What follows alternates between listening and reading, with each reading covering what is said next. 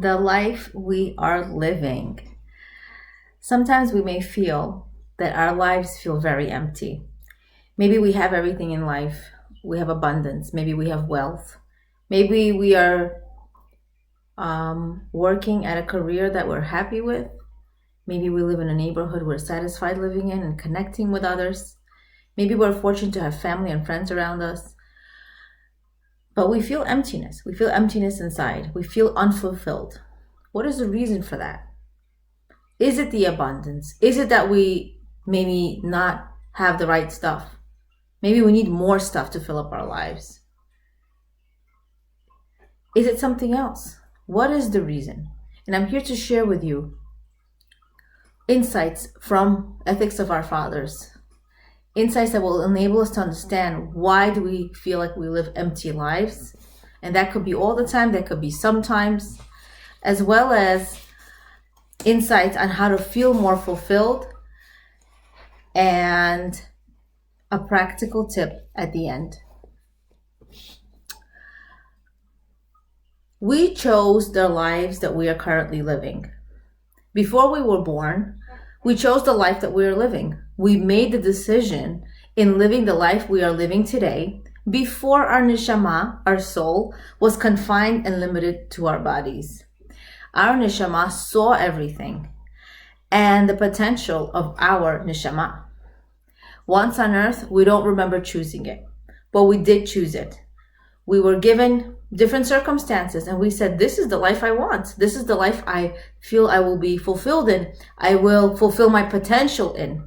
So even though we may not remember it, and we know that the Torah, we learn in Judaism that a person learns the Torah before they come down to this world and they forget.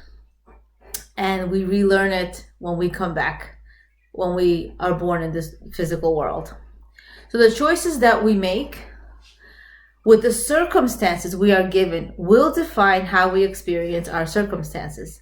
In other words, a person can have the same circumstance as somebody else or very similar, but the way they define it, the way they look at it, will determine how they experience it. I can live a joyous life even with difficult circumstances. We know people who have no business being happy, and they have happiness in their life. They look fulfilled, content, joyous when they live such difficult lives. That's because it's the way they see their life. Nothing in life is objective. Nothing is good or bad. I define my reality. It all depends on me. However, I do have to put a side note that a person who is depressed, clinically depressed, does not define their own reality. Because of their condition, they don't really feel the feelings that they're given. The feelings that they're given is not up to them. So what is our goals? What is our goals in life? What do we want? We need to live our life with a goal. We need to live with an ultimate goal. Not have this much kids and a house and live in this neighborhood and get this career, but an ultimate vision, life goal that you will carry for the rest of your life. Now it can alter slightly, but it has to be a real goal where we feel complete and fulfilled. Now, what is a complete goal? What is a fulfilling goal? This goal, without this living the spiritual goal, life is empty. I have to know what my ultimate goal in life is. This goal does not change throughout your life. For example, serving Hashem with emunah. Every day, every moment of the day, every minute, I'm thinking about how am I serving Hashem with emunah, with this unwavering faith. Seeing the good in everything, living life purposefully. The word good doesn't necessarily mean that it feels good, but it's purposeful. Controlling my negative midot, my negative traits, that is an ultimate goal. Harnessing your inner monster, that is a goal, a spiritual goal. Another goal is I will make Hashem proud. What does Hashem want me to do right now with every single action? When a parent tells a child, I am so proud of you, then that child is giving the parent nachat. We are Hashem's children. How can we make him more proud? Now, these are examples of ultimate life goals. We want to embrace one goal, keep it at the forefront of our minds, and I'm going to give you more insights on it at the end of the video. You want to be able to choose this goal and chart your life carefully. It doesn't mean after 5 years I should have this and do this, because it's really not up to me. I can try so hard. At the end, it's all if Hashem enables something to happen, and me to get this degree, and me to move into this neighborhood, and me to have boys and girls in my family, and me to have this much parnasa, money in my bank account, then this will happen. But unfortunately, we chase things that are really not up to us most of our lives. And we forget our spiritual ultimate goal is to serve Hashem. Do I have the goal that is only up to me at the forefront of my mind? This is only up to us. The life circumstances I'm given, it's not up to me. Hashem decided to have this circumstance in my life. It's not up to me. But we do know, as we said in the beginning of the video, that we chose our life. We did choose our life, and we can't complain about it. Even though it may be difficult, we only see part of it in our lives, but at the end of our lives, at 120 years in the next world, we will see how it ultimately all makes sense. And we did choose our life. So why not be happy? And maybe we're not outwardly happy, but having this inner serenity that it's all going to pass. It's all going to be okay. I'm going to get through this, and I'm going to not only survive, but I'm going to live through it. I'm going to make my life work for me. I'm going to make the most out of it. Our body and our soul are incredibly special. The body and neshama cannot exist without each other, but we need to take care of both. But the beautiful part is excesses, meaning too much of something, excesses in the physical world, without exception, create problems. But excesses in the world of the spiritual will always be good for us. Having too much of something, abundance, wealth, only creates problems. But excesses in the world of the spiritual will always be good for us, meaning making bracha with kavanah, with concentrated intention, praying more, doing chesed, which involves more love and dedication. And the results, when we invest in the spiritual world, is you have a magnificent life in this world and in the next world. The more flesh one acquires, the more worms after death. This is what Sage Hillel says. It's not saying that the more worms are present after death for a bigger, fatter person. It's not saying to lose weight. But what it is saying is that you are not your body, you are a neshama, you are your soul. When a person looks at the when a person looks at the stuff in this world, to fill them up, they will always end up feeling deceived, because stuff can never fill a person up. In the world we live in, the messages we are getting are very deceiving, such as, you deserve it. This will change your life. You deserve the best. You will be happy when you get this. If a person does not realize that the physical world is really a lie, they will have a rude awakening in the next world. The physical world is not where it's at. It is not what life is all about. As much as you want to put that Lamborghini, that gorgeous house, those Louis Vuitton, items, take it to the grave. Nobody's going to do that. Now, if you want to have these things, fantastic. It's really, it's circumstances and preferences and likes is all up to the person. But here we are telling ourselves, this is not where life is at. This should be my goal in life. This should not give me fulfillment and happiness, ultimate fulfillment and happiness. Now, spiritual holes, meaning spiritual emptiness, can easily be fulfilled and filled. For example, if I feel spiritually low, if a person davens, they pray hard, right? Or they pray with kavanah. What do they say? I had such a good davening. So what does that mean? I feel connected, even though physically nothing changed. But I feel connected. I feel closer to my Creator. So spiritual holes can easily be filled up. But physical holes, when they get filled up, they get even bigger. What does that mean? A person has a physical hole. They want to build a humongous mansion. So everybody in the neighborhood says, wow, they really got it. They're up in those ranks, and everyone knows who you are, and you're wow, you really have it. You really have this gorgeous house. So you're at the top rank. Unless or until someone builds a bigger mansion. I always notice this walking around neighborhoods that, there's a house across from a gorgeous house or next to a gorgeous house. We have this in our, in not only in our communities, but we have it in the world that we live in. This way of life that I have to compete with the person around me. So once that other person builds a gorgeous mansion, a bigger one, and unfortunately we think bigger is better, which is not true, but a bigger one, all of a sudden that person's hole that just got filled feels empty because that hole just got bigger. I need to build an even bigger house. And what happened to the house that you have now, even though your house is a mansion? It just got smaller because somebody else has it bigger. One amazing difference between tzaddikim, righteous people, and people who are rashas, meaning people who do averot, do sins, is that tzaddikim are sad of dying, but are not afraid of dying. But rashas are afraid of dying because they feel like they could have accomplished more physically, and they wish that they had more. But tzaddikim are sad to die because they wish they did more mitzvot. They wish they had another good davening. They wish they did another chesed with more love. In this world, there's no such thing as it's mine and I could do whatever I want with it in any aspect of human reality.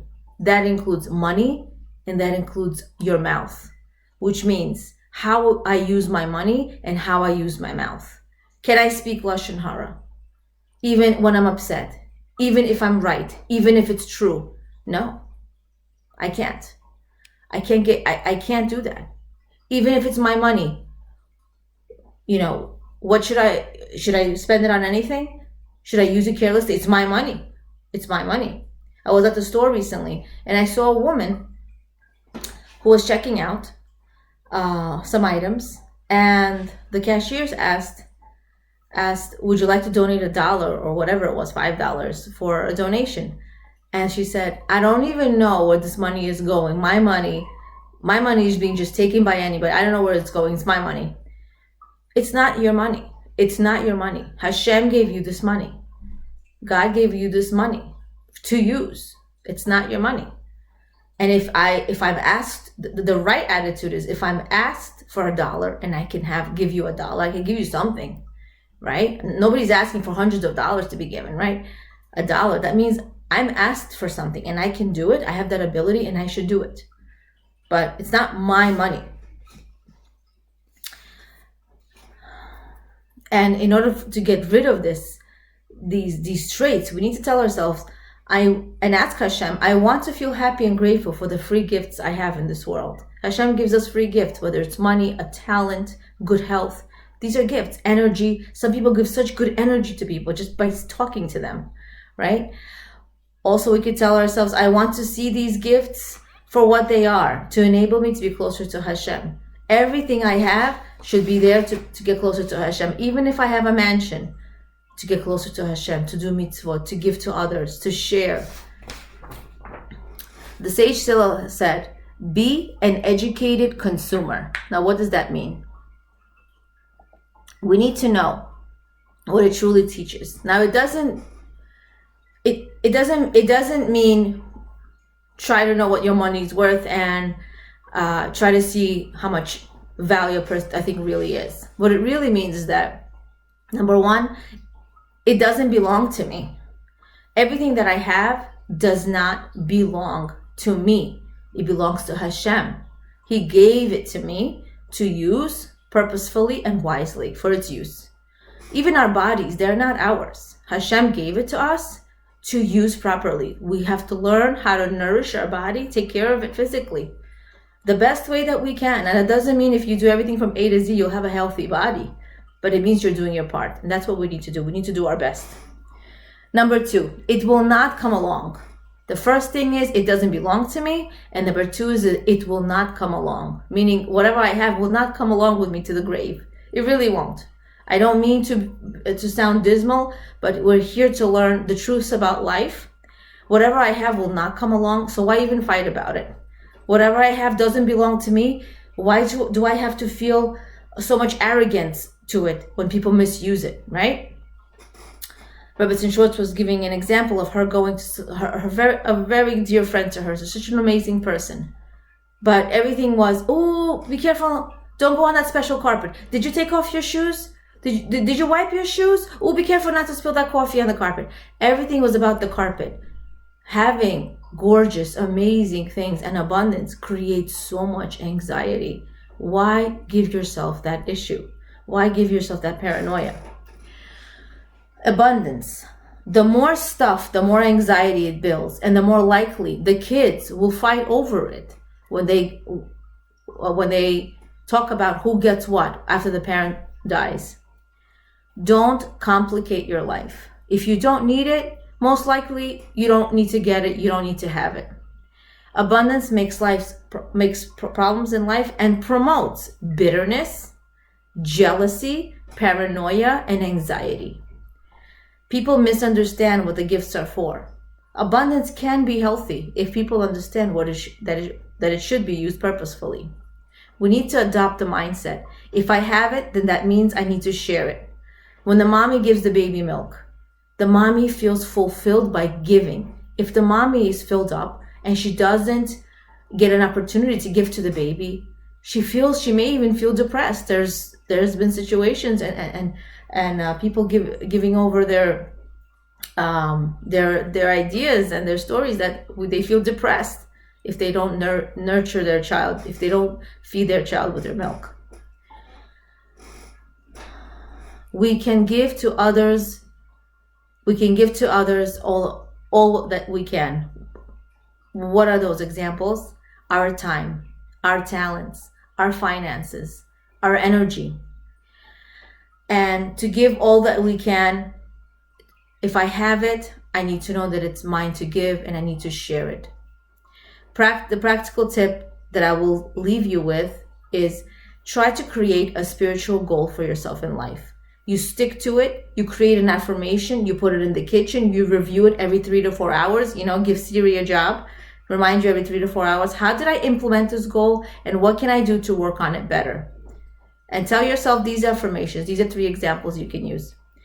I should give Hashem nachat by making him proud of every decision I make in life.